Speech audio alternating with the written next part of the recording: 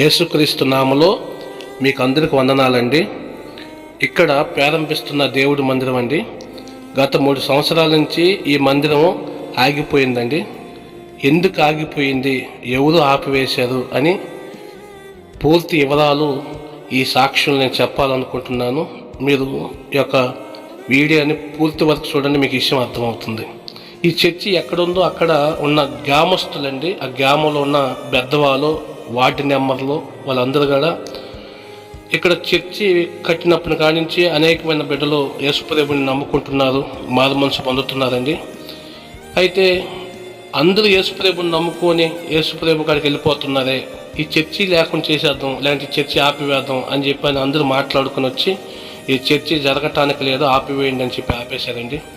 అయితే 2 సంవత్సరాలు చర్చి కట్టిన తర్వాత ఆపేశారు. అయితే ఈ చర్చి కట్టడానికి మా కాడ కొన్ని వస్తువులు ఉంటే ఆ వస్తువులు అమ్మివేసి ఆ మిగతా డబ్బులు మేము అక్కడెక్కడ కొద్దిగా మాకు తెలిసిన కాడ లేకపోతే మా కాడినట్టు సేకరించి ఇంకేమి డబ్బులు ఉన్నాయో మొత్తం ఈ యొక్క చర్చికే పెట్టేసామండి. ఈ చర్చి ఎంత అయిందంటే ఇంచుమించు 2 లక్షల నుండి 3 లక్షల దాకా అయిందండి.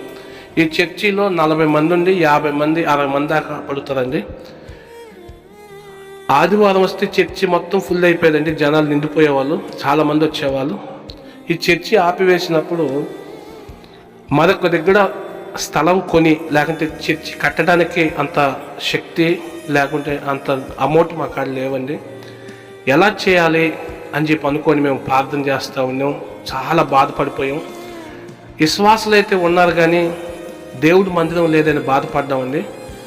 ఒక నెలంతా ధైర్యం తెచ్చుకొని ఒక పెద్ద చెట్టు ఒకటి ఉంటే చెట్టు కింద ఆరాధన జరిపించామండి. 4 వారాలు అక్కడ జరిపించాము. తర్వాత కొంతమంది విశ్వాసులు, మా విశ్వాసులు కొంతమంది ఈ చెట్టు కింద బలారాధన ఎలా తీసుకోవాలి, మేము బల్ల ఎలా వేయాలని చెప్పి కొంతమంది సందేహిస్తున్నారు. దేవుడి మందిరం అయితే బాగుంటుందని చెప్పి అనుకుంటున్నారు. వెంటనే నేను ప్రార్థన చేశాను, ప్రభా ఈ చెట్టు కింద మేము చేయలేం ప్రభా అని ప్రార్థన చేసినప్పుడు వెంటనే దేవుడు మహాకృపను బట్టి దేవుడు ఒక దైవ సేవకులతో ఇక్కడ దగ్గరలోనే ఈ యొక్క మా గ్రామానికి దగ్గరలోనే ఒక దైవ సేవకులతో దేవుడు మాట్లాడి ఆ యొక్క దైవ సేవకుని నడిపించాడు. ఆ దైవ సేవకుడు వచ్చి, పాస్టర్ గారు మీరు ఒక చర్చి ఆపివేశారంట కదా, ఆగిపోయినట్టు కదా, మా కాడ ఒక మందిరం ఉందండి, మేము సాయంత్రం పూట జరిపిస్తాం, మీరు ఉదయం పూట జరిగించుకోండి, మాకేం ఇక ఇబ్బంది ఏం లేదు, అక్కడ మీరు మీ ఒక సొంత మందిరం అనుకుని చేసుకోండి అండి, మీరు మాకు ఏమి ఇవ్వద్దు, ఏ ఒక బాడుగు వద్దు, కరెంటు బిల్లు మీరు కట్టాల్సిన అవసరం లేదు, మీరు హ్యాపీగా చేసుకోండి అని చెప్పినప్పుడు మేము చాలా సంతోషపడ్డామండి. అయితే చర్చి ఆగిపోయినప్పుడు మేము ఎవరి తట్టు చేతులు ఎత్తలేదండి, మాకు సహాయం చేయండి అని చాలామంది మాకు పెద్దలు తెలిసిన సేవకులు అయితే తెలిసిన కొంతమంది స్నేహితులు మాకు సలహాలు ఇచ్చారు. పలానా దగ్గరకు పోండి, పలానా నాయకుని కలవండి, పలానా వాళ్ళని కలవండి, మీకు సహాయం చేస్తారని చెప్పారండి. కానీ అందరికంటే గొప్పడు దేవుడే కదా, దేవుడే మౌనంగా ఉన్నాడు కదా, దేవుడు అనుకుంటే ఏదైనా చేయగలడు కదా, ఆయనకు సమస్తం సాధ్యమే కదా, మరి ఆయన ఎందుకు మౌనంగా ఉన్నాడు అని మేము కూడా మౌనంగా ఉంటే ఆయనకు ప్రార్థన చేసాము. అది కాక దేవుడు నాతో వాక్యం ద్వారా మాట్లాడండి, అధికారులతోనూ కానీ రాజుల చేతైనా సరే నీకు రక్షణ కలగదు, యెహోవా మీద ఆశ పెట్టుకుని ఉండము అని చెప్పి అన్నాడు. ఆయన వల్లే నీకు సమస్త కార్యాలు జరుగుతాయని చెప్పి ఆయన మాట్లాడినప్పుడు నేను ఇంక ఎవరి తట్టు చేతులు ఎత్తలేదు, ఎవరిని బతులాడకుండా నేను ప్రార్థన చేస్తూ ఉన్నానండి. దేవుడు మహాకృపను బట్టి ఆ యొక్క దైవ సేవకుడు వచ్చాడు, ఆ యొక్క మందిరాన్ని మనకు అప్పగిచ్చాడండి. 2 సంవత్సరాలు 3 సంవత్సరాలు అక్కడ చేసాం. అక్కడక్కడ దేవుడు మహాకృపను బట్టి బాగానే మంచి కార్యాలు జరిగినాయండి. ఇక్కడి నుంచి మేము అడగపోయేటప్పుడు 50 మంది విశ్వాసులు, అడగపోయేటప్పుడు 70 మంది అయ్యారండి. తర్వాత మేము ప్రార్థన చేసుకుంటూ మాకు అంటే ఒక సొంత మందిరం ఉంటే బాగుంటుంది అని దేవుడిని అడుగుతూ ఉండేవాడిని, ప్రభు సహాయం చేయను. దేవుడు మహాకృపను బట్టి ఈ యొక్క 2025 సంవత్సరం డిసెంబర్ నెలలో ఇక్కడున్న అధికారులతో దేవుడు మాట్లాడాడండి. వార్డు నెంబర్లు, సర్పంచ్ గారు అందరూ వచ్చి మన చర్చి కాడికి వచ్చి, నేను వాళ్ళని అడగలేదండి, మాకు మందిరం ఇవ్వండి, మా మందిరాన్ని అట్లాగా జరిపించుకునేదానికి సహాయం చేయండి. నేను చేతులు ఎత్తి వాళ్ళు తట్టి నేను చేతులు ఎత్తలేదండి, నేను దేవుడి తట్టే చేతులు ఎత్తాను, దేవుడే కార్యం చేశాడండి. దేవుడు వాళ్ళతో మాట్లాడాడు. వాళ్ళందరూ వార్డు నెంబర్లు, సర్పంచ్ అందరూ వచ్చి నీ మందిరం మీరు చేసుకోండి, ఇది దేవుడి మందిరం చేసుకోండి, ఇంకా మేము ఏ అబ్జెక్షన్ చేయము, ఆటంకాలు పరచమండి, పాస్టర్ గారు మీరు శుద్ధంగా చేసుకోండి అని చెప్పి వాళ్ళు చెప్పడం జరిగింది. నాకు చాలా సంతోషం వేసిందండి. దేవుడు చాలా గొప్ప దేవుడు, అద్భుతాలు ఆశ్చర్యాలు చేసే దేవుడు కనుక వాళ్ళ హృదయాలు తిప్పాడండి దేవుడు. దాన్ని బట్టి మేము 2025 సంవత్సరం డిసెంబర్ నెల 25వ తారీఖు క్రిస్మస్ రోజు ఇక చర్చిని ఆరంభం చేస్తున్నామండి. ఎంత గొప్ప దేవుడో చూడండి. మనుషులకు అసాధ్యమైనది దేవునికి సమస్తం సాధ్యమే అన్నట్టు దేవుడి తట్టు చేతులు ఎత్తి దేవుడిని బతులాడినప్పుడు ఇంత గొప్ప కార్యం చేశాడండి. మీరు కూడా ప్రార్థన చేస్తుంటారని నాకు తెలుసు. మా విశ్వాసులు, మా బిడ్డలు ఎంతో భారం కలిగి ప్రార్థన చేశారండి. ఉపవాసాల నుండి ప్రార్థన చేశారండి ఈ యొక్క మందిరం కోసం. దేవుడు మా యొక్క బిడ్డల ప్రార్థన ఆలకించి, మా ప్రార్థన ఆలకించి, ఏదైతే యూట్యూబ్లో మీరు చూస్తున్నారు మీ ప్రార్థన ఆలకించి దేవుడు మళ్ళా ఆగిపోయిన ఈ మందిరాన్ని మాకు అనుగ్రహించి మళ్ళా ఆయన ఈ యొక్క మందిరాన్ని ఓపెన్ చేశాడండి.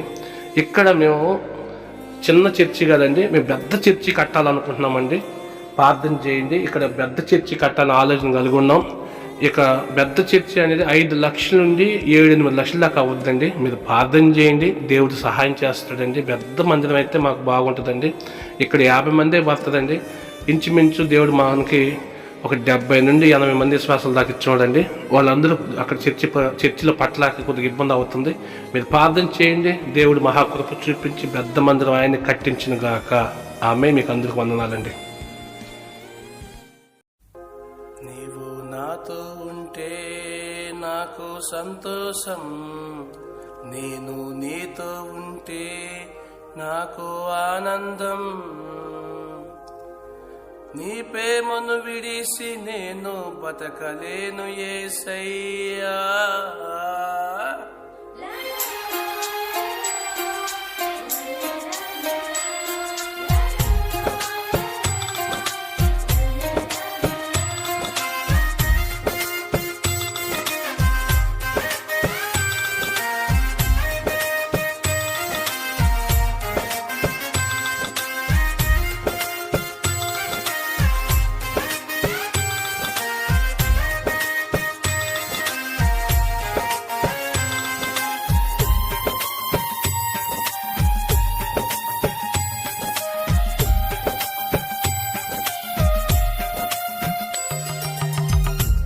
కన్న మధురమైనది నీ ప్రేమయ్యా.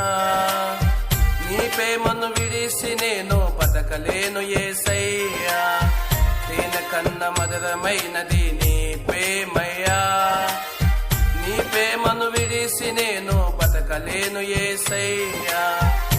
నీవు నాతో ఉంటే నాకు సంతోషం, నేను నీతో ఉంటే నాకు ఆనందం. నాతో ఉంటే నాకు సంతోషం, నేను నీతో ఉంటే నాకు ఆనందం. తేన కన్న మధురమైనది నీ ప్రేమయ్యా.